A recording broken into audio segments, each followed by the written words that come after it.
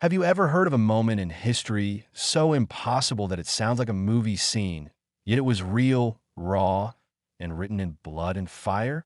This is the story of how one woman, outnumbered 50 to 1 at a besieged airport, climbed into her Apache helicopter and unleashed a strike so legendary it saved 300 Marines from certain death. And before I take you through every moment of this battle that became the stuff of military legend, don't forget to hit that subscribe button, because the stories we bring you aren't just tales, they're the kind you'll never forget. It was 2004 at a dusty, war-torn airfield in the Middle East. The Marines stationed there were exhausted, low on supplies, and surrounded. Intelligence had warned of an insurgent attack, but no one expected the sheer scale of the ambush. At dawn, like a tidal wave, over 1,500 armed fighters stormed the perimeter. Mortar rounds screamed overhead, small arms fire rattled through the air, and suddenly the Marines found themselves hopelessly outnumbered. 50 to 1, the airport was chaos. Marines scrambled for cover behind sandbags, returning fire desperately. The control tower was hit first, antennas snapping, radios hissing static. The runway, their only lifeline for reinforcements, was already cratered by shells. The enemy closed in like a swarm. For the 300 Marines dug into that airport, the end felt inevitable. But on the horizon, there was one Apache helicopter. And inside it, there was Captain Rachel Valkyrie Hayes. Rachel wasn't the kind of soldier you forgot.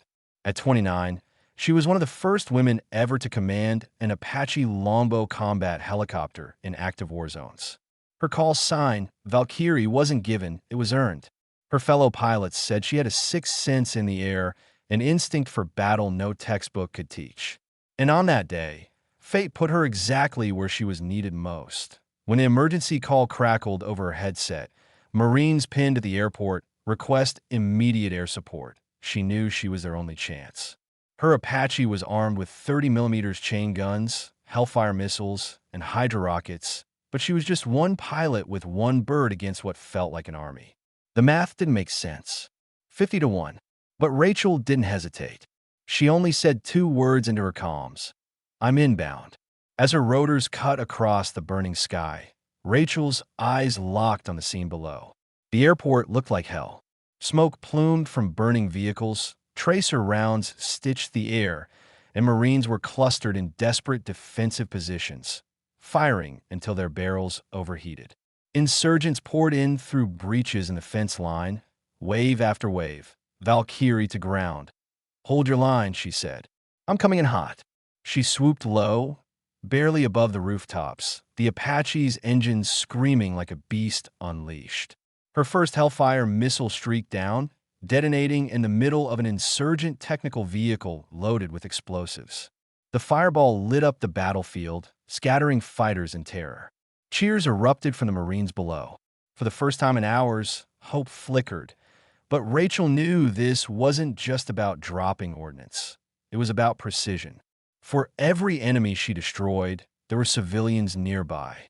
For every target she hit, she risked incoming RPGs that could take her down in seconds. Her Apache dived, the chain gun spitting fire, ripping through insurgent trucks and gun positions. She weaved between incoming RPG trails, flares bursting as she dodged. The ground force commander's voice crackled in her ear. Valkyrie, you just bought us breathing room.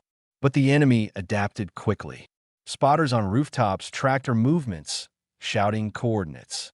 RPG teams set ambushes, waiting for her passes. The Marines were still cornered, running low on ammo. And Rachel knew she couldn't stay in the air forever. Her fuel gauge was dropping to 8T that moment. She made a choice that no manual could prepare her for. She dropped altitude to rooftop level, flying so low that enemy fighters were almost within reach of her skids. She wasn't just attacking from above. She was hunting them through the streets point one by one. She neutralized RPG teams before they could fire. She targeted command trucks, coordinating the assault, crippling the insurgents' ability to organize.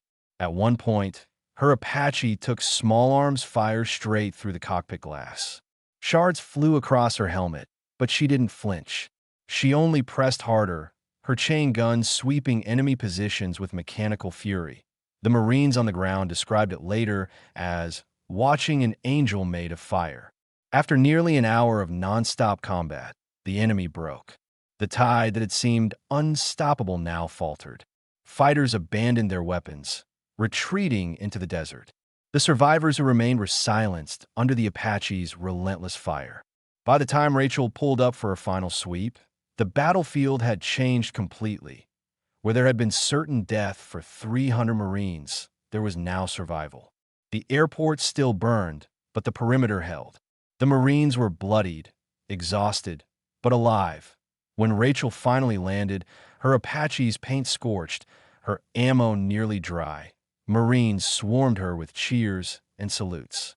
Some hugged her, others wept openly. The ground commander, his voice hoarse from shouting all night, simply said, "You didn't just save us. You saved history." News of her actions spread quickly, though Rachel herself refused the spotlight. She was awarded the Distinguished Flying Cross, one of the highest honors in U.S. aviation. But when reporters asked her how she did it, she only said, "They were outnumbered. I wasn't about to let them die." The Marines who lived that night still tell the story whenever they gather.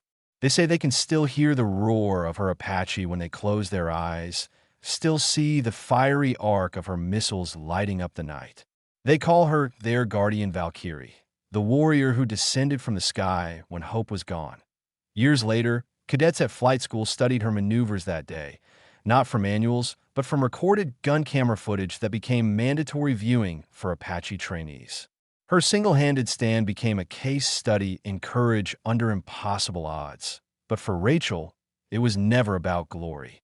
To her, the legend wasn't about being outnumbered 50 to 1. It was about the 300 Marines who lived to go home to their families. That, she always said, was worth every risk, and that's the story, friends. Outnumbered 50 to 1. One woman in an Apache turned the tide of battle and saved hundreds of lives. If this story gave you chills, if it reminded you of the incredible sacrifices made by those who fight not for medals, but for each other, then hit that subscribe button right now.